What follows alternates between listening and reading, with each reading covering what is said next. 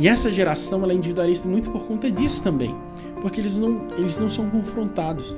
As tribos sociais são muito presentes hoje. Eu percebi que da minha geração, muitos dos jovens saíram. Eu tentei entender o porquê. Por que existe esse êxodo tão grande? Por que as pessoas estão saindo da Assembleia de Deus indo para outras igrejas? Bem-vindo ao podcast UMADEG. O que é o UMADEG? O UMADEG é a União de Mocidades do Ministério Internacional do Guará.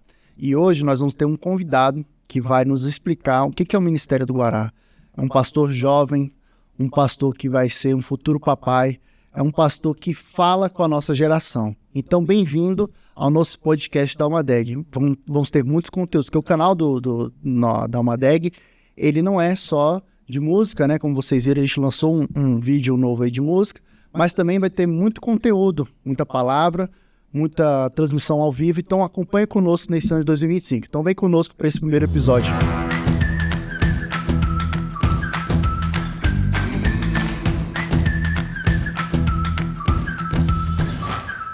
Meu amigo Pastor Aro, muito bem-vindo. Tamo junto. Ao nosso primeiro podcast da UMADEG. É um prazer enorme ter você como nosso primeiro convidado. É uma forma de nós honrarmos você, que é nosso pastor, nosso presidente do nosso ministério. E nós queremos conhecer um pouco do pastor Aaron, pastor presidente do ministério, o jovem pastor e o pai, né? Agora, chegando o papai aí da Aurora, e a gente quer saber esses desafios de todas essas jornadas, né? Então, gostaria que você se apresentasse aí para o pessoal que não te conhece, e fale um pouco aí da sua vida, que eles possam ter uma identificação mais próxima com você e tal. Então, Jorge, a primeira coisa que tem que destacar é que eu sou gente, eu não sou anjo. Sou gente, eu erro, eu falho como todo mundo. Sou pastor para a glória de Deus. A Deus me vocacionou para isso. Eu fico feliz em poder servir a igreja. Eu acho que eu não seria satisfeito em nada na vida que não fosse ser pastor. Então eu fico muito feliz em poder servir a igreja. E agora está vindo um desafio novo, que para mim é uma grande bênção, vindo da nossa filha Aurora. Eu e o Jamil estamos muito animados com essa nova realidade, preocupados ao mesmo tempo, né? Porque aquela leve ansiedade. Não, daquele jeito, porque eu não sei fazer nada, eu sou cru de tudo, eu não sei fazer literalmente nada. Então, assim, eu vou depender muito da ajuda da minha esposa, da minha sogra, da minha mãe, dos meus cunhados para me ajudarem nesse primeiro momento, porque eu não sei nada. Eu só sei chorar e pedir ajuda a Deus, porque eu sou realmente despreparado para tudo, mas Deus vai dar graça. Deus me deu uma esposa que cuidou dos sobrinhos ali, então sabe como é que fazer esse trabalho. Se não souber, ela vai aprender também, então vai dar tudo certo. Então, fico feliz em poder estar aqui nesse primeiro episódio, esse primeiro programa. Tenho certeza que será um tempo muito produtivo para vocês. Eu acho que nós precisamos disso. Tem um meio da gente mostrar a força, mostrar a realidade da nossa igreja, do nosso ministério, dos nossos jovens. Então, a gente precisa fazer esse trabalho mesmo, conversar sobre igreja. E isso é importantíssimo para nós. E eu quero começar falando primeiro sobre a vida ministerial. Porque, como a gente falou, você é um pastor jovem, mas, apesar de tudo isso, não só de idade, mas como foi como você chegou assim, eu tenho um chamado para o pastoreio. Como foi essa chamada para um ministério assim tão jovem e você entendeu? Porque um pouco que eu entendo, um pouco que eu sei da sua vida, né? A gente, na verdade, você tem a mesma idade da minha irmã, né? Sim. Então, praticamente eu te vi nascer. Sim. E uma das coisas que você fala em cima do púlpito é que você não tinha vontade, quando era pequeno, de ser pastor. E quando essa chave virou? Assim, eu vi muita realidade do meu pai, do meu avô. E assim, ser pastor não é nada fácil, né? Se a gente fala não é fácil, é tranquilo, não é. Nunca foi fácil. Tô falando pastor de verdade, pastor que se preocupa com gente, pastor que lida com gente. Sim. Tô falando do cara que sobe num púlpito no domingo e prega. Mas o pastor mesmo, o pastor que tá ali cuidando de pessoas. Então não é fácil. E eu via muito esse sofrimento do meu pai, sofrimento do meu avô, eles sofriam, porque não é fácil lidar com pessoas. E eu queria fazer tudo na minha vida. Eu tentei ser atleta, tentei ser advogado, perdi oportunidades por conta de compromisso da igreja. Por exemplo, no dia da minha entrega de monografia era o mesmo dia da convenção.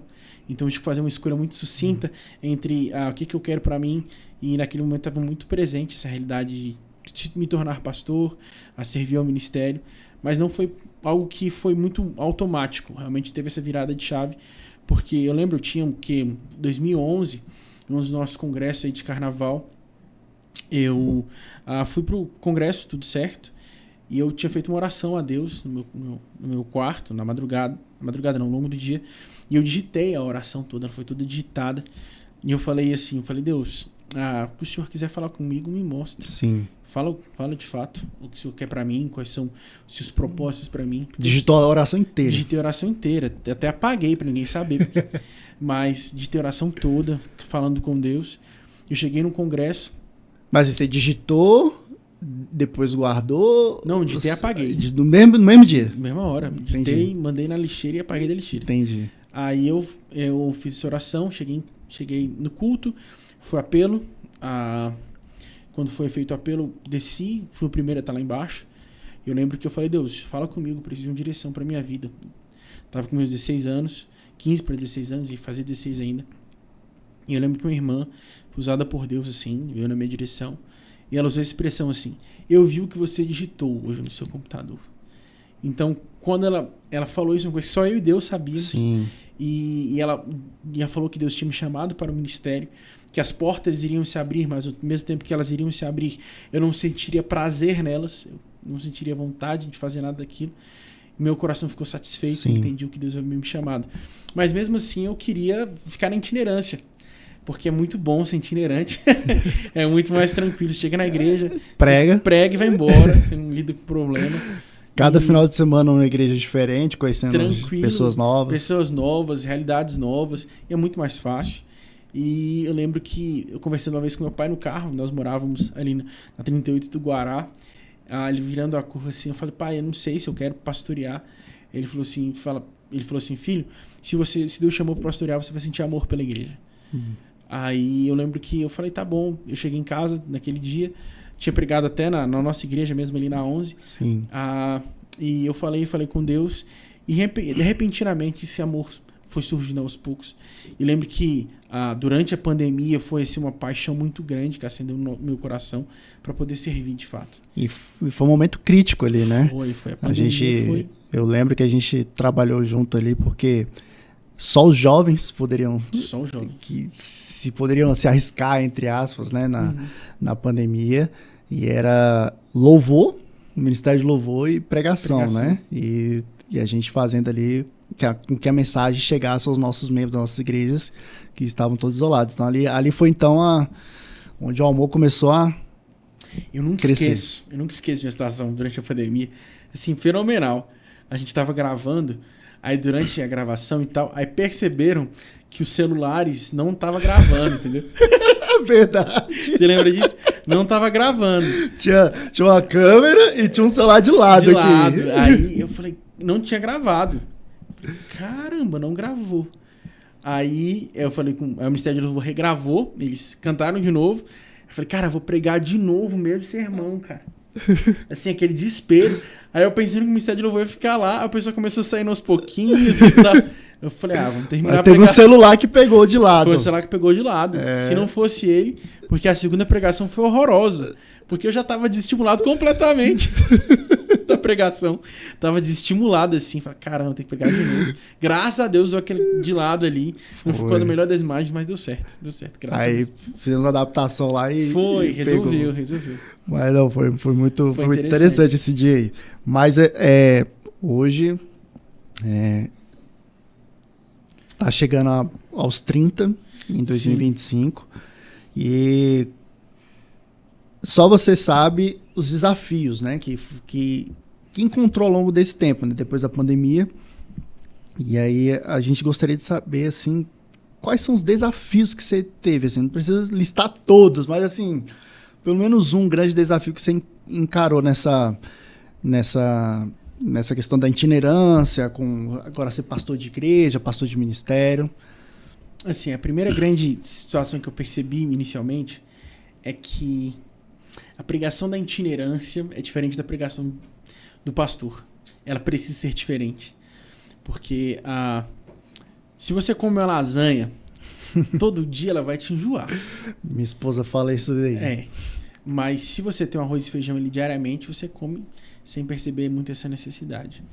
Então, assim, eu percebi que a pregação tem que ser diferente. E para eu adaptar a isso foi um processo muito longo, né? Então, assim, para adaptar as realidades e, assim, parar com alguns chavões que, assim, você que faz chavão, pare em nome de Jesus, pregue o evangelho e estude homilética, para a glória de Deus. Então, assim, parar com aqueles chavões irritantes, chatos e tal, e começar a pregar o evangelho de fato. Ler, explicar e aplicar o texto. Sim. Porque isso, de fato, é o que gera mudança e vida na igreja. E eu até preguei, minha primeira série de estudos foi sobre o livro de Tiago, assim, para mim foi um desafio muito grande. Verdade, foi Tiago. Foi um desafio muito grande, porque, assim, a gente expôs versículo a versículo. Foram 20 e poucos sermões, então foi bem distinto para mim. Então, esse desafio inicial para mim foi muito presente. E pastorear também foi muito diferente, porque, assim, a igreja antes da pandemia é uma igreja, a igreja pós-pandemia é outra igreja. Nós temos hoje membros que até hoje não voltaram. Era novo para todo mundo, né? A igreja pós-pandemia. Membros que não voltaram. Eles contribuem, mas não voltaram. A gente tem uma geração aqui de jovens que estava na pandemia que começou a consumir muito material de outras igrejas e por assim diante. Então, meio que tem essa intergeracionalidade, né?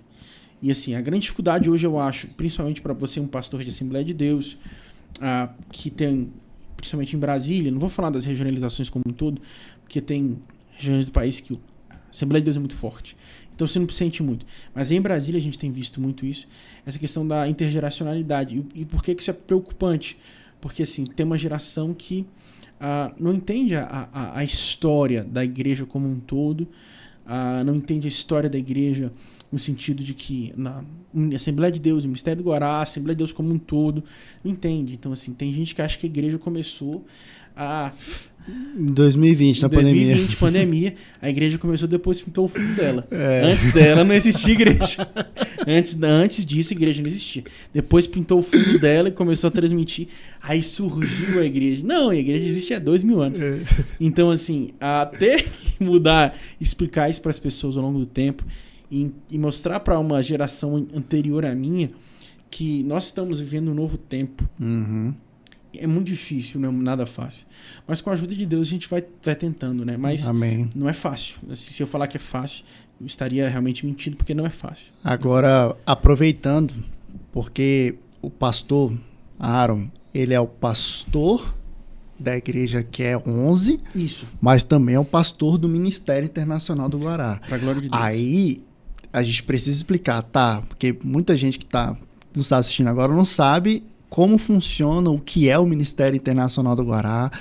Dá eu sei que o ministério hoje ele é enorme, então vamos tentar ser mais prático, né? Fazer uma explicação assim,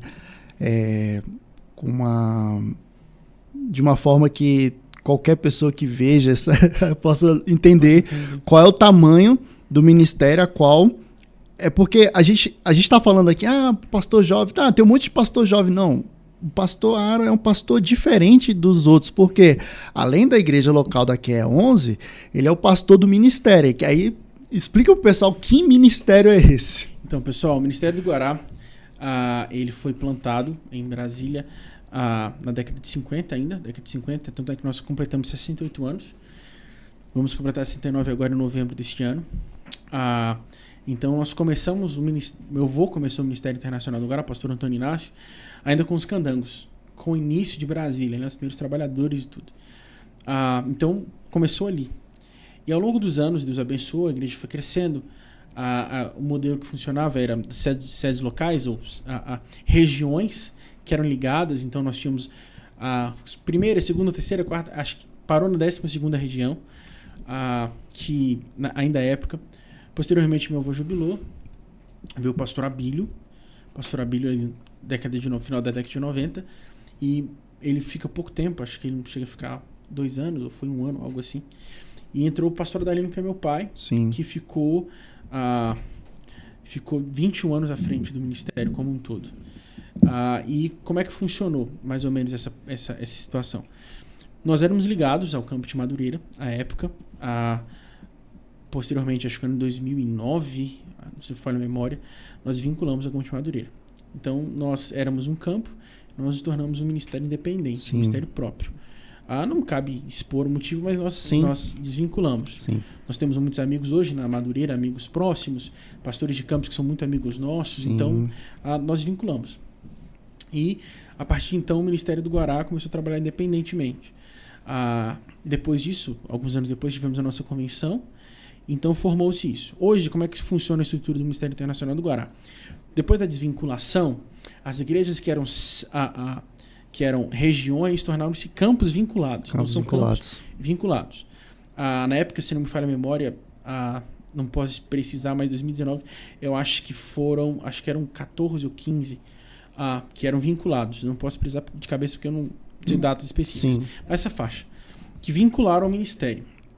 Então, como é que funciona? Existe a sede do ministério, né? A sede do ministério. A sede do ministério, ele tem trabalhos, igrejas vinculadas a ele próprio. A sede do ministério, que aqui é 11, você pastoreia. Eu pastoreio. Sim. Aqui é 11, a sede ele dá 11. Ela tem todas as igrejas vinculadas. Nós temos sedes locais, congregações e por assim em diante. A sede, ela tem vinculada a ela outros 16 campos. Então, é a sede vinculada a mais outros 16 campos. Isso forma o Ministério Internacional do Guará. Qual a distinção da nossa convenção? Nossa convenção é uma convenção de ministros do Ministério. Sim. Então, você só pode ser da convenção do Ministério do Guará se você for do Ministério do Guará. Sim. Então, não existe a filiação. Você tem que ser do Ministério. A igreja, obviamente, se filia. Então, a partir disso, torna-se vinculado à convenção. Então, funciona assim. Então, a sede, outros 16. Cada um desses campos tem várias outras igrejas, sedes locais, congregações, subcongregações. Então, você tem, fora isso, outros 16. Né? Então, você tem o primeiro, que é o primeiro que foi plantado, que foi o Bandeirantes. Agora, Sim. você tem o último, que é a Samambaia Sul. Sim. Então, ao longo desses 69 anos, formaram esses 16 campos. E todos vinculados à sede. De modo que, ao longo desse tempo, as igrejas que eram regiões à época, eram todas filiadas à sede. Então, basicamente, todo mundo veio do mesmo tronco. Sim. A sede do ministério, né, inicialmente plantada, as outras igrejas foram tornando-se regiões, então vieram do mesmo tronco. E a partir disso, esse tronco foi tornando-se mais robusto. Sim. Então, é assim que funciona o ministério. Nós somos a sede e os campos vinculados. Sim. Então, a partir disso, a gente organiza. Tem questões que são vinculadas meramente, são tratadas meramente na igreja local, Sim. que a 11 trata, questões de ministério local e por assim diante. A nossa igreja tem outras congregações ligadas, tem outras questões que nós tratamos ali. E fora isso, tem a mesa diretora da convenção que trata o ministério como um todo. E cada campo também tem essa mesma estrutura. A nossa grande diferença é que nós somos 3. Nós somos uma igreja local, a sede, a que é 11. Que é 11. Nós somos uma igreja que tem congregações vinculadas e sedes locais vinculadas, e nós temos campos vinculados à Sim. mesma igreja, né, ao mesmo ministério. Então, isso faz a gente 3 em 1. Nós somos 3 em 1. Então, assim, você que é líder da sede, especificamente da 11, você sabe que o seu trabalho vai ser um pouco maior do que os demais, porque Sim. você sabe muito bem disso, você tem que lidar com 3 ao mesmo tempo. Exatamente. Problemas locais, das congregações, sedes locais e dos campos vinculados. Exatamente. Então você tem esse trabalho assim que funciona. Graças a Deus proporcionou isso a nós.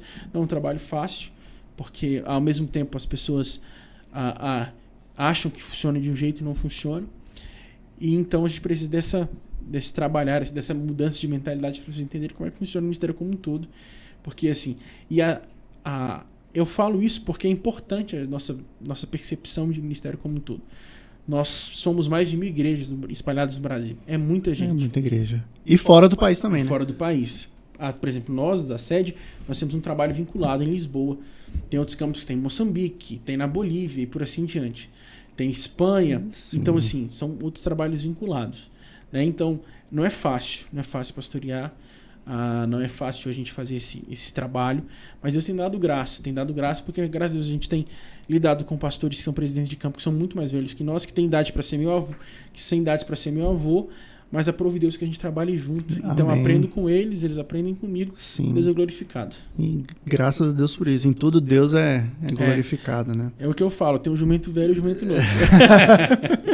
Se você precisa da força do jumento novo para carregar o peso e do passo, do compasso do jumento velho, porque se deixar o jumento novo trabalhar sozinho, ele vai fazer besteira. O jumento velho vai dar vai dar experiência, né? Vai mostrar o caminho, vai dar o passo certo, então, saber dosar a energia, né? Quando deve dar mais, deve dar menos. É muito, muito, muito interessante essa analogia. Mas agora ainda partindo para a vida pessoal e familiar, como foi essa conciliação? Porque, vamos lá, trazendo para um mundo real. No meio da pandemia, houve o casamento com a Jamile, houve juntamente assumiu o ministério, o pastoreio da QE 11. Como foi lidar com tudo isso ao mesmo tempo? O papel da nossa querida Jamile nessa jornada, nesse início de jornada. Chegou assim no momento ideal. Foi, graças a Deus. Eu costumo dizer que existe o pastor Aro antes e depois da Jamile. Com certeza. É uma pessoa muito melhor. A minha esposa é uma bênção. Ela tem sido meu braço, perna direitos aí. Ela é uma bênção para mim, tem me ajudado muito. E graças ao bom Deus, ela vem de uma família que também tem muito essa realidade do ministério. Por exemplo, o pai dela foi um desses que vieram trabalhar em Brasília. Veio do Nordeste trabalhar em Brasília. Legal. E começou... Ele foi, na época, à igreja do Bandeirante, porque meu avô era pastor no Bandeirante, que você não podia entrar na igreja sem carteirinha de membro, no culto de ensino. Então, desde aquela época, desde então... Tinha relação de dizimistas no mural. Sim, tinha dízimo e o valor do dízimo. Então, assim, tinha bastante essa realidade. Então, ela vivenciou muito disso. Na família dela... Chão de igreja raiz. Chão de igreja. Chão de igreja. Lá não tem ninguém que não trabalhe. Todo mundo ali trabalha na igreja, serve a igreja, alguns são pastores, outros são líderes de ministério, ajudam dando aula na IBD com as crianças. Então, todo mundo faz alguma coisa, todo mundo ajuda. Isso foi muito bom para mim, porque Deus me concedeu uma esposa que entenda essa realidade, que congregou na mesma igreja por 20 e tantos anos, que sabe a realidade do Ministério Internacional do Guará, que vivenciou isso. Então isso para mim foi uma bênção. E ela chegou na hora perfeita, porque assim, se não fosse ela para vivenciar essa dificuldade toda, não seria fácil. Então eu acho que Deus juntou de fato a tampa da panela com a panela certa, porque não seria possível sem ela. Não seria possível sem ela. Graças a Deus por isso. E aí, hoje, fazer uma pergunta que você tem que saber a resposta. Quanto tempo de casar? Porque... em janeiro já faz completa aniversário. Então, janeiro de 2025 completa 4 anos. Isso. 4 anos de casados. Bem casados. Temos nossa filha aí, tá vindo aí para alegrar a gente. Então... E qual é a expectativa aí dessa preparação para Aurora? Desesperador. Brincadeira. Mas preocupante porque... como eu disse, eu sou cru de tudo, eu não sei nada, João. Nada. Mas eu sempre tive medo de pegar a criança. Tanto é que tem uma foto minha, um vídeo que o pessoal postou na época ainda, quando eu assumi, eu fui apresentar uma criança ainda na época. Eu fui apresentar a criança, não sabia como pegar. Eu sei que eu dominei ela no peito aqui, ó. Tava todo mundo se aflito na igreja, meu Deus. Eu dominei ela no peito aqui, tava daquela matada no peito pra tentar segurar. Mas, assim, graças a Deus a gente foi perdendo mesmo. Agora tem que perder de fato. Porque é a nossa primeira filha. Espero que seja a primeira de várias. Né? A gente não quer parar. Mas porque eu vejo... Eu sou filho único. Ela vem da família grande. Então a gente vai tentar encaixar meio termo. Quantos irmãos a missionária tem? Ela mais 5. Então são 6 na casa dela. É muito diferença de idade considerável de um para outro. Bem considerável. Então, assim, é uma família grande, realidade grande. a casa do meu sogro, domingo, assim, é uma realidade completamente diferente do que eu era acostumado. Noras, genros, Todo mundo netos, ali, sobrinho. tal. E eu, meu pai e minha mãe, éramos só nós três, então, assim, uma realidade completamente diferente. E quando eu entrei na família, eu vivenciei muito dessa realidade. Então, para mim tem sido aprendizado. Eu comecei a lidar com crianças ainda no seu início de conhecimento, aprendendo a falar. Então, assim, eu tô aprendendo mais, né? Mas é um desafio. Porque educar uma filha hoje, um filho hoje, no nosso país, na nossa realidade de mundo hoje, não é nada fácil. Não é nada fácil. Verdade. Não é nada fácil. Você é pai, você sabe disso. É um trabalho, assim, bem árduo, porque a cultura não ajuda. Não. A cultura, os conteúdos que podem ser consumidos por ela também não ajudam. São todos ali ideológicos, com percepções, desenhos, assim, que, pelo amor de Deus... Tem que assistir antes de antes de deixar a criança assistir. Tudo. Então, assim, não é fácil. Na verdade, é muito difícil, né? Então, eu fico preocupado por isso, porque, assim, ela vai entrar num mundo que muito diferente do que o mundo que eu fui criado, por exemplo, eu que nem sou tão velho, mas é muito diferente. O acesso é muito diferente. Os perigos são completamente diferentes. E eu me preocupo por isso, porque eu preciso da graça de Deus para educar. A gente sabe que sempre falam, não, mas não tem segredo. Mas a gente fica preocupado, porque é um mundo novo, uma realidade nova, uma percepção nova. E assim, eu preciso muito da ajuda de Deus, eu e ela precisamos muito da ajuda para educar nossa filha nos caminhos do Senhor. Nos caminhos do Senhor, assim. Para que seja uma criança biblicamente instruída, saudável, que tem uma visão de mundo. Que quando entre numa faculdade, ela possa influenciar e não ser influenciada, entendeu? Sim, e você prega bastante, né? Você ministra bastante lá na nossa igreja, né? Toda terça-feira, maioria dos domingos, Santa Ceia. E teve algum momento, depois que vocês descobriram que seriam pais, que Deus ministrou alguma mensagem sobre paternidade, algo específico sobre isso? Quando eu descobri que a Jamile estava grávida, eu conversei com um pastor amigo meu, ele falou assim, falaram, agora você vai entender o que significa Deus dizer que ele é pai. Porque antes a gente não sabe muito da realidade, porque a gente não experimenta, né? Mas agora eu vou entender o amor de um pai por uma filha, por um filho. Isso para mim é muito, muito, muito gracioso, porque Deus me deu a oportunidade de poder ser aquilo que ele é, um pai. Sim. Né? Então, assim, eu louvo a Deus por isso, por poder ser pai, por poder servir a igreja, por ter uma filha que vai ser filha de pastor e educá-la e ensiná-la. Então, eu aprendi muito nisso, tenho aprendido muito nisso. Eu sou muito, muito objetivo, muito direto, sou muito prático, e Deus me concedeu uma menina justamente para mostrar o outro lado da realidade, outra coisa. Verdade. Então, assim, Deus proporcionou isso. Então, com certeza, o Aaron antes da Aurora e depois da Aurora vai ser completamente diferente. Tenho certeza disso. Minha esposa fala muita coisa interessante, que depois que ela virou mãe, o sentimento de mãe mudou a vida dela. Sim. Porque ela fala, se eu tenho esse amor pela minha filha, se nós como pais temos amor por esse ser que foi gerado por nós, imagine o amor de Deus por nós. Sim. Então, muitas das coisas que a gente vê na Bíblia, se não me falha a memória, a passagem de Salomão, que chega lá as duas disputando pelo filho, Sim, não é isso? sim. Que a mãe fala, não. A mãe prefere ver a criança viva do que ela partida. Então, uma das coisas que é interessante sobre a paternidade e maternidade. Agora, uma coisa que eu tenho certeza que a Aurora vai ser uma excelente leitora. Tem que ser. Porque a missionária Jamile e o pastor Aaron leem muito. Graças a Deus. Muito. E aqui está conosco Isso. primeiro livro. Primeiro de muitos. De né? muitos, se Deus quiser. E eu queria que conte pra gente como foi esse livro, como você chegou nele a gente sabe que foi a sua tese de mestrado, não é isso?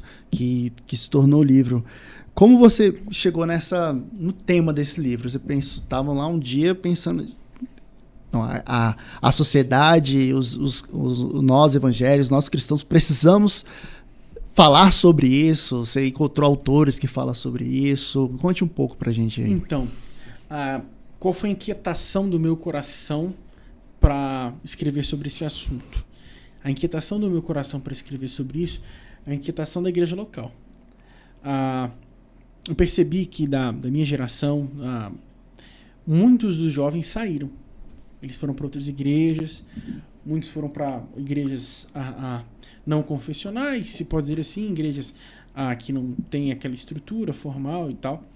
Eu tentei entender o porquê. Por que existe esse êxodo tão grande? Por que as pessoas estão saindo da Assembleia de Deus indo para outras igrejas? Aí foi a inspiração, então. Foi o que me motivou, porque eu queria entender. Falei, cara, não é possível que isso tenha acontecido tanto, assim. E eu vi que existe um fenômeno, a modo geral, de que alguns têm saído para ir para igrejas confessionais, outras confissões, igrejas presbiterianas, batistas, que são nomenclaturadas de reformadas. E existe também esse movimento para igrejas mais informais. E eu nem informais de pejorativo, não, mas que não tem tanta essa prática denominacional e por assim diante. E eu me preocupei com isso. Eu falei, gente, como é que pode existir essa situação? Por que eles estão saindo tanto? Será que é a cor? Será que é a liturgia? O que é? O que é? Não vejo que seja doutrina. Nem ensino o motivo pelo qual eles saiam. Mas eles saem por quê? Por que eles têm saído? E eu comecei a me indagar sobre isso. Sim. Foi o que motivou. Eu comecei a estudar sobre o assunto e eu percebi que realmente existe esse movimento. As pessoas têm saído para outras igrejas. Isso me preocupou e motivou a escrever. Eu comecei a pensar a partir das gerações. Então esse foi meio que o fundamento, né, para a gente começar a escrever o livro. E foi quando eu conversei ainda com o meu orientador. Eu conversando com ele, eu falei assim, eu tô pensando em escrever sobre isso aqui. Sim. Ele falou, mas o porquê? Aí foi quando eu expliquei e tal. Aí falou, você tem uma pergunta que a gente também não sabe a resposta. Eu falei, possivelmente eu também não vou conseguir responder, mas eu vou conseguir perguntar. Então, a partir disso que foi criado esse livro, minha dissertação de mestrado. Sim. Não foi fácil escrever, porque não tem autores brasileiros que falam sobre. Quando eles falam sobre questão de mercado de trabalho. Uhum. Como a geração, os baby boomers, a geração X, a geração Y, a geração Z estão no mercado de trabalho. Mas eles não escrevem como eles se lidam com a religião. Então, a partir disso, eu fundamentei isso em um tripé. Primeiro, essa geração, né, essa geração Z, em primeiro lugar, eles são, não pode dizer pragmáticos, mas eles são não denominacionais. Sim. Eles não são apegados à questão denominacional. Não são apegados à questão denominacional. Na verdade, eu poderia dizer que eles são quase anticlericais. Eles não gostam mesmo. Não sei por quê. Porque a liturgia é uma bênção, a tradição é uma bênção. Mas não gostam. Em segundo lugar, eles são extremamente subjetivos. Um culto mais subjetivo, um culto mais individualizado. Me ajude aqui, a geração Z é os millennials. Geração Z, os de 95 para cima. 95 para cima. Que seria a minha idade. Sim. Os 95 para cima. Então, tem antes... Os centennials. Isso, é os centennials. Centennials. Eles são centennials. Os baby boomers, aí vem a geração X, a geração Y, que seriam os millennials, aí os centennials. Sim. Que essa geração. Então, eles são muito subjetivos. Muito subjetivos. Extremamente subjetivos. Só um ponto aí. Eu li o livro, me corrija se eu estiver errado, mas é nessa parte dos centênios, acho que você retrata bem a parte sobre o amadurecimento tardio. Exato. Que a adolescência tardia. A adolescência tardia, para algumas, chegam até 25 anos de idade. Exato. Porque eu pude reparar em muitas coisas, a gente lidera, né, já há algum tempo. Profético. Porque eu comecei a ligar alguns pontos. Eu falei, por que tal pessoa é assim? Por que tal pessoa é assada? Por que essa pessoa tem tantos anos e ainda não parece que age como adolescente? Então, o livro explica bem essa parte aí. Vai dar um spoiler para você comprar, inclusive. mas existe esse amadurecimento tardio. Podem ser vários fatores inicialmente, mas um grande fator talvez seja porque eles são menos, como posso dizer uma palavra, eles são menos confrontados com as realidades. E quando são confrontados, eles ficam completamente desbaratinados, se posso dizer assim. Porque eles não são confrontados, porque hoje tudo é subjetivo. Já você entra no Netflix, na Netflix, você gosta de Netflix. Por exemplo, o meu perfil, você vai na Netflix, lá no perfil da Netflix, só tem filme de tiro, ação, Velozes e Furiosos, só nesse modelo, só filme mentiroso. Aí você vai pro da minha esposa, é comédia romântica, é filme histórico e tal, drama. Então, dorama. Assim, dorama, demais da conta. Demais, cheio de dorama lá. Aí você vê, e ele pegou o perfil dela e criou uma bolha pra ela. Então ela pode passar a vida inteira ali, pra ela vai estar sossegada. Porque ela tá ali, naquele ambiente que ela gosta. E essa geração, ela é individualista muito por conta disso também. Porque eles não são confrontados. As tribos sociais são muito presentes hoje. Sim. Então, assim, são muito presentes. Movimentos, assim, por exemplo, que na época, uns anos atrás, teve aquele movimento emo e tal, que era um movimento social ali, a galera pintava o cabelo de lado, e cores, uma franjinha, roupas coloridas e tal. Então, isso criou-se um nicho. E a partir disso, esse nicho foi pensado. Mas quando a gente estuda, de fato, a formação dessas gerações, elas são formadas através da publicidade. A publicidade pensa essas gerações para vender. Então, tudo é baseado na questão de consumo. Sim. Então, essa geração é muito individualista. Então, você tem a primeira, que eles seriam anticlericais, pode dizer assim, ou não denominacionais. A segunda, que eles são extremamente individualistas, subjetivos. E a terceira, que eles são muito emocionais. Muito emocionais. Aí, a partir disso, quando eu comecei a estudar, eu falei, agora eu entendi a baixa luminosidade na igreja. E, cara, é isso, a baixa luminosidade justamente para essa proporcionalidade de emoção. Porque eu nunca vi, particularmente, alguém chorar de emoção no hospital com as luzes brancas ligadas na cara da pessoa. Chorar de emoção, a não ser que um filho nasça, né? Sim. Mas no cinema, é um ambiente proposto para isso. Para sua subjetividade. Então, é muito emotivo. Então, os louvores são mais emotivos. A pregação, essa questão da emotividade está muito próxima. Então, você já tem essa mudança de... as pregações são mais para desenvolvimento pessoal. Para desenvolvimento pessoal. Cuidado com o processo. Para você parar aqui. Mas desenvolvimento pessoal, pregações mais coaches. Que não é evangelho. Não é evangelho. Segurou. Não é evangelho. Não se segurou. Não é evangelho. Não é você que ouve as pregações coaches. Água de salsicha. Pare com isso. Então, não é evangelho. Então, você tem muito disso. E hoje as igrejas são pensadas nisso. Então, são pensadas nisso. Eu acho que precisa sim haver um remodelamento da nossa denominação. Por quê? Porque senão a gente vai perder todo mundo. Vai ter uma geração inteira que não vai ter membresia ali. Mas ao mesmo tempo a gente tem que manter alguns marcos que são necessários. Essa é a grande dificuldade. Esse é o X da questão. Manter a essência. Manter a essência. E ao mesmo tempo você precisa ter essa remodelação. Porque a Assembleia de Deus ela não pode deixar de ser a Assembleia de Deus. Tem os seus princípios, que tem que ser respeitados. E nem falamos de usos e costumes, assim. Porque eu acho que essa página virou. Mas questões assim, mais próximas a essa cultura, a cultura de hoje. Então, assim, os pastores eles precisam estar preparados para dialogar com cultura, precisam ler bastante sobre o assunto.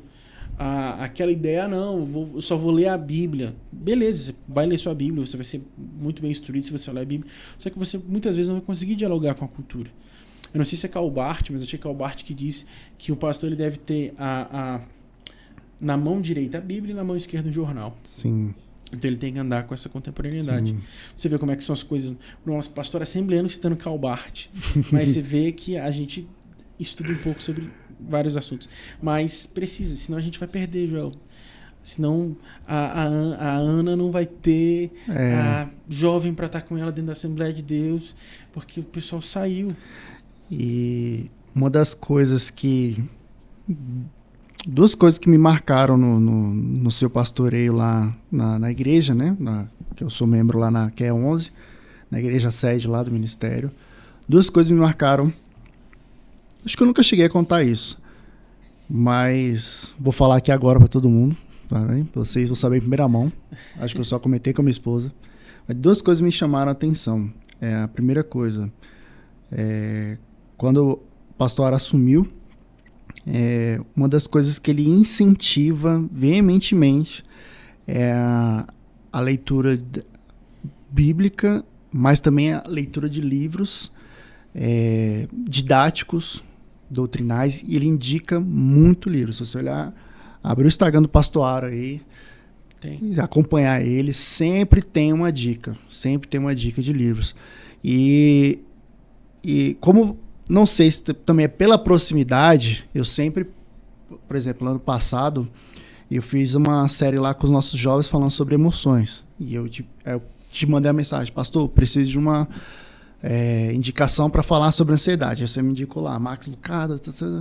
Aí me passou, preciso de indicação para falar sobre depressão. Você me indicou. Então, assim, um pastor que veio com uma visão diferente. Então, essa questão o incentivo à leitura também de livros que falam sobre temas atuais, temas próximos aos jovens, também foi muito marcante para mim. Não que os outros não faziam isso, mas para mim foi mais notório, foi mais explícito. Não sei se porque estamos vendo essa geração. E a segunda coisa foi esse livro, porque muitas das coisas explica essa geração. Quando você estava falando dele, eu estava lembrando, esse livro me marcou muito no seguinte quesito, que tem uma geração, eu acho que são os pais dos centennials, que eles querem dar para os filhos aquilo que eles não tiveram. São os mileniais. Mileniais, não é isso? Então, eu sou ruim para gravar tudo, então já me perdoe. Mas isso me chamou bastante atenção. E quando eu fui lendo o livro, eu comecei a contextualizar e vendo exemplos dentro da igreja, dentro dos meus contextos de trabalho, de faculdade que eu vi. Então, isso foi muito bom para mim. Então, graças a Deus, eu louvo a Deus pela sua vida. E aí eu quero já, fazendo todo esse gancho, para fazer essa pergunta. Teve alguém que chegou para você, falou, para testemunhar algo sobre o livro? Não precisa, se tiver pelo menos um. Tipo assim, a pessoa chegou assim: pastor, eu li esse livro e olha, abriu... Porque eu estou te contando meu testemunho agora, que ele abriu minha mente para muita coisa da minha vida. Então, tanto é que eu acho que eu li esse livro em 2 semanas no máximo. Eu li ele muito rápido. Mas tem vários testemunhos, né? Falar sobre vários exemplos. Mas eu queria saber se tem alguém que chegou para você: olha, depois que eu li esse livro... Teve uma mãe que... Porque assim, o livro ele é dividido em primeira parte. A gente fala sobre essa questão de divisão de geracional, né? A segunda parte fala sobre cybercultura. Essa parte da cybercultura ela é bem cansativa, porque é onde a gente fundamenta a espiritualidade e tal do futuro, que é o último capítulo. Então é bem cansativo. Mas teve uma irmã que falou pra mim assim, eu falei pra ela, irmã, olha, a parte da cybercultura se esforça um pouco que vai dar certo. Ela falou, pastor, eu vi o meu filho no livro. Ela falou, eu vi, o senhor descreveu meu filho. Eu não consegui entender, o senhor descreveu meu filho. Então tem muitas coisas que eu vi que é o meu filho, é o que eu vejo em casa. Só que eu não sabia falar sobre, ou pensar sobre. Porque eu falei, meu Deus, como é que esse menino é assim? Porque é isso. É isso. Então, assim, são várias marcas que a geração tem, mas ela viu no filho dela nisso, porque o filho dela é justamente dessa geração. Então, tem esse testemunho, teve um pastor que leu também, falou, pastor, o senhor está preparado para tudo. Eu falei, não, pastor, estou não. Mas porque foi uma indagação do meu coração. Sim. Então esse livro surgiu muito do meu coração mesmo. E assim, eu particularmente, como é que eu penso? Assim, em detrimento de algumas questões que são necessárias e fundamentais. Por que eu incentivo muito a leitura? Você tocou nesse assunto. Porque eu vejo a necessidade disso. Porque se a gente não tiver esse incentivo, nossos liderados, nossos jovens, nossos obreiros serão superficiais. E até uma coisa que a gente conversou off-topic aqui, que é necessário pensar. Mas... Cuidado. Cuidado. Necessário pensar. Se a pregação do domingo ela é superficial, o que vai ser passado nas casas é superficial. Se vai ser passado nas casas e você não tiver um discipulado robusto, os catecúmenos que serão batizados também serão superficiais. Então você vai ter praticamente uma geração de água de salsicha, você pode dizer assim. Superficial, sem profundidade, sem querer nada. Sabe aquela coisa de, vou pra igreja e tal, porque o culto é uma bênção. Eu celebro o Senhor, glória a Deus por isso. Mas eu nunca me indaguei sobre questões mais profundas da Bíblia. Então, eu não sei. Então, a minha preocupação é essa. Por que eu incentivo? Porque eu acho que a minha função como pastor não é colocar cabresto nas pessoas, mas fazer com que elas enxerguem através da Bíblia. Sim. Elas enxergarem através da Bíblia a sociedade como um todo. Não é impor cabresto. Eu acho que os indicativos são sempre maiores que os imperativos. Não é fazer, não mexe, não toca, mas entender que a pessoa é em Cristo. A partir do que ela é em Cristo, ela não vai fazer, não vai mexer, não vai tocar. Tem que ter uma reflexão, ela entender que ela é em Cristo, ligar os pontos, chegar para gerar essa identidade. Então, assim, e a gente vivencia muito isso. Por exemplo, durante a pandemia, uma irmã veio me perguntar se ela iria tomar a vacina ou não. Uma irmã veio perguntar sobre tomar vacina ou não. Então a gente tem, e assim, eu sempre tento aconselhar que as pessoas elas realmente pensem no evangelho. Tem até um livro de John Stott chamado Crer Também é Pensar. E é isso. Crer também é pensar, né? E abrindo esse parênteses, tem um modo de pensar do pentecostal. O pentecostal tem uma visão de mundo, tem uma cosmovisão que só o pentecostal tem.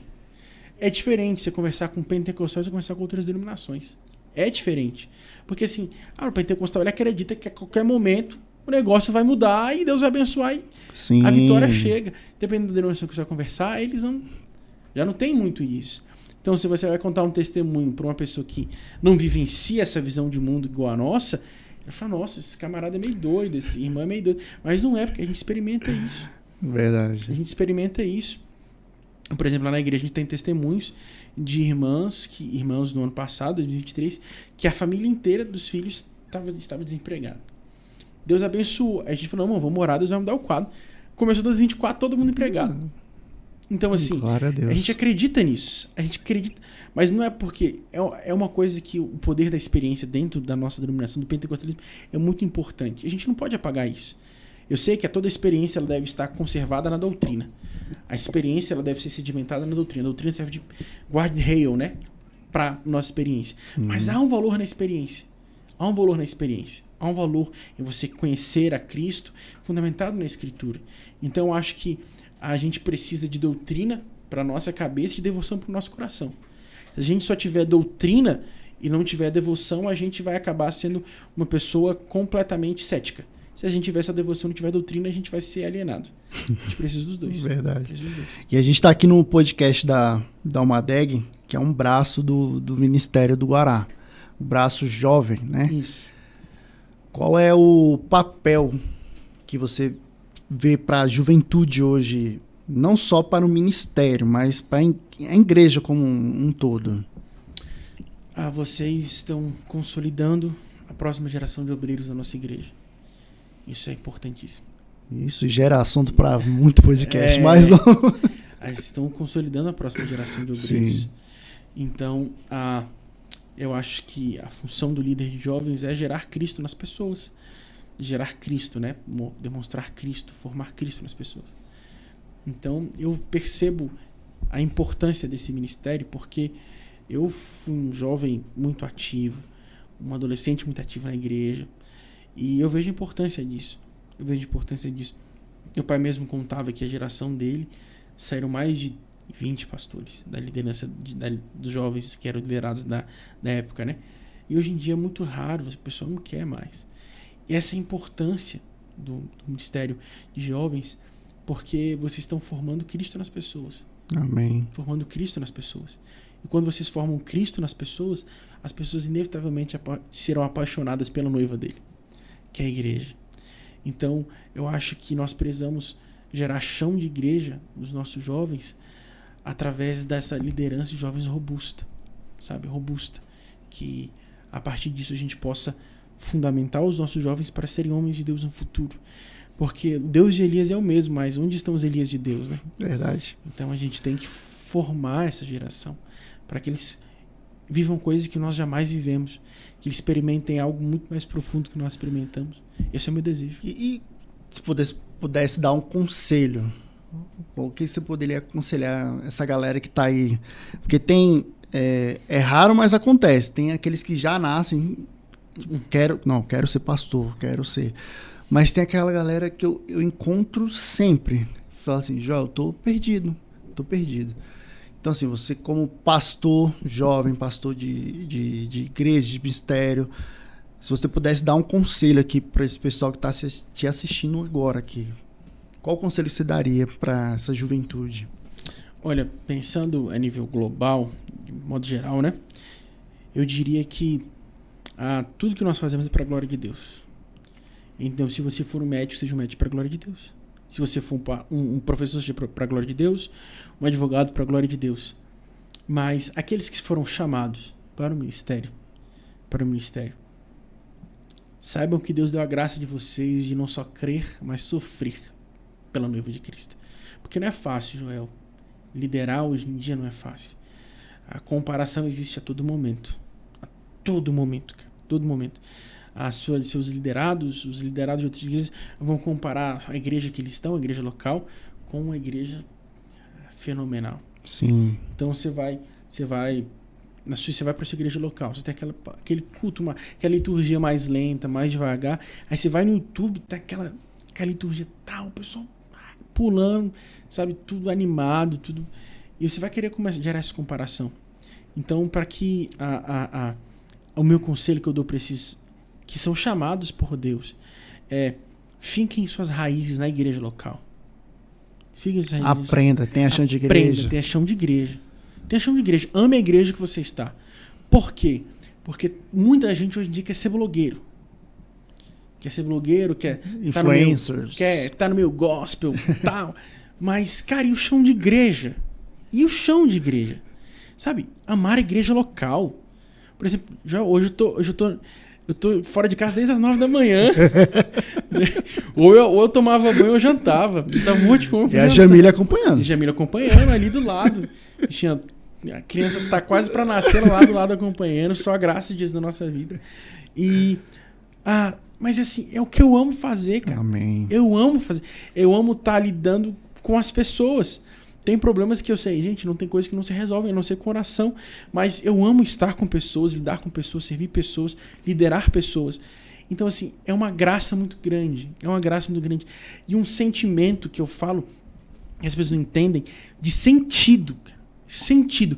Eu sou uma pessoa satisfeita em fazer o que eu faço. Poderia ter estudado, focado em outra coisa, a minha profissão, ao concurso público, que o Brasil é uma bolha de concurso. Sim. Mas eu me sinto completamente satisfeito pastoreando, lidando com pessoas, bênção. Lidando com problemas que às vezes não são meus e que eu não posso resolver de uma hora para outra, mas eu posso ajudar em oração, posso aconselhar. Então eu amo fazer isso. Então, assim, meu conselho para você que é chamado por Deus é: ame a sua igreja. Ame a sua igreja local. Ela tem defeitos? Tem. Mas ame a sua igreja. Porque toda igreja tem defeitos. Porque se tem gente, tem defeito. Sim. Mas ame a sua igreja. Deus te colocou ali para você amar a igreja, para você servir aquela igreja. Então, meu conselho para essa geração é: cara, ame sua igreja. Gaste pela igreja local.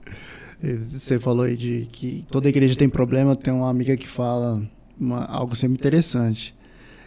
Se só você tá vendo esse problema na igreja, é porque com certeza é Deus que tá te mostrando e Ele quer pra que você resolver. Tome alguma atitude sobre aquilo, né? Mas enfim, isso daí é assunto para podcast e para muita coisa. Assim, pensando sobre livros, sobre leitura, sobre Bíblia, tem algum versículo favorito? Eu sei que é muito difícil, que a Bíblia ela é perfeita do início ao fim. Uhum. Mas tem não vou dizer favorito, mas tem aquele versículo assim que você sempre lembra nas suas orações, no seu dia a dia. Sim, tem.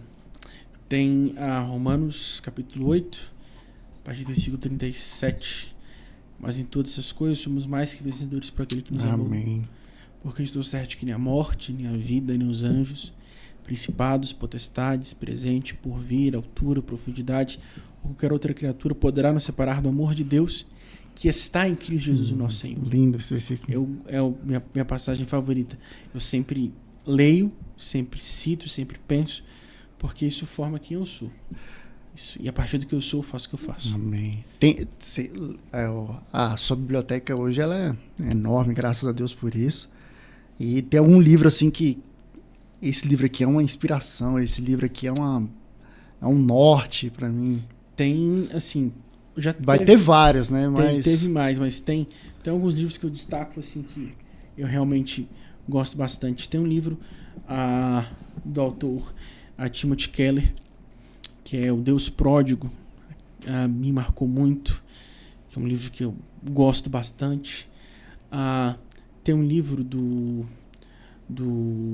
John Stott chamado Discípulo Radical também. Foi o primeiro livro que eu li, que me aconselhou, inclusive foi um pastor a ler esse livro. Foi o primeiro livro que eu li na minha vida. Um Discípulo Radical. Tem Discipulado de Dietrich Bonhoeffer. Eu não sei falar a palavra certa, porque eu não sei falar alemão. Mas Discipulado também. Acho que de todos esses, se eu pudesse eleger um, seria Discipulado de Bonhoeffer.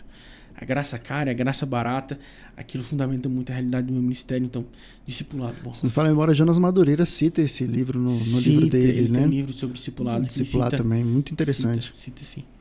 Agora, com toda essa nossa conversa aqui até agora, eu tenho curiosidade aqui sobre se tem uma meta aí para o futuro, com base em tudo isso. Tem a Aurora chegando, tem a igreja que está construindo, ministério que está expandindo. Se tem alguma meta que você pode revelar aí para a gente, aqui, uma meta aí para o futuro, seja ele curto prazo ou longo prazo. Curto prazo, eu quero terminar a construção. Em nome de Jesus. Precisamos terminar a construção. A médio e longo prazo, eu acho que eu quero muito consolidar as nossas igrejas e congregações, dar o crescimento à nossa igreja local, que é o meu objetivo principal, ter esse crescimento com a igreja local, falando em nível ministerialmente falando. Sim. E em questão pessoal, eu quero que cada vez mais a minha filha, a minha esposa possam amar de fato a igreja, servir a igreja, dedicar-se à igreja, sentir-se realizadas ali, e que meus filhos sejam criados na forma que eu fui criado, indo para a escola bíblica dominical, aprendendo de Deus, e que com seus 15, 16, 17 anos eles já possam estar bem cientes daquilo para que Deus os chamou, para que eles sirvam a igreja. Eu falo para a Jamila assim, meu desejo é que meus filhos sirvam a igreja, se Deus os chamar para outra coisa, mas que o que eles façam seja para a glória de Deus. Então, não importa se o que eles venham fazer, se eles vão ser a profissão que vierem escolher, mas que eles sirvam a igreja. E que eu possa envelhecer com a minha esposa, com os meus filhos servindo a igreja e vendo a nossa igreja crescendo e expandindo cada vez mais. Amém. Meu desejo é que o nosso ministério, como todas as igrejas, cresçam, avancem, mas o que queima e arde no meu coração é o crescimento da nossa igreja local. Vendo a QE 11 ali, aqueles membros crescendo, desenvolvendo, solidificando suas famílias na palavra. Ovelha gerando ovelha. Ovelha gerando ovelha, esse é o desejo do meu coração. Sim. É uma coisa que não está no meu alcance, porque quem dá o crescimento é Deus. Sim. Né? Mas que a minha vida não seja um empecilho para que Deus faça a igreja crescer. Nós sejamos ferramentas. Exato. Né? Então, se eu atrapalhar, que Deus dê um jeito em mim. Mas o meu desejo é que a igreja cresça, que eu de fato não seja um empecilho. Amém. Porque o crescimento é de Deus. Pudesse deixar um recado aí, você pode deixar um recado aí para a Juventude Madeg, para essa galera que está nos assistindo. Primeira coisa, pessoal, vão para o Madeg, estejam lá, estejam presentes, vai ser um dia muito especial para nós, onde Deus vai marcar nossas vidas. Ano passado foi uma bênção, mas esse ano não será diferente, desde que vidas serão transformadas. Transformadas. E outra coisa que eu desejo para toda a liderança, para todo mundo é: tenham sede de Deus.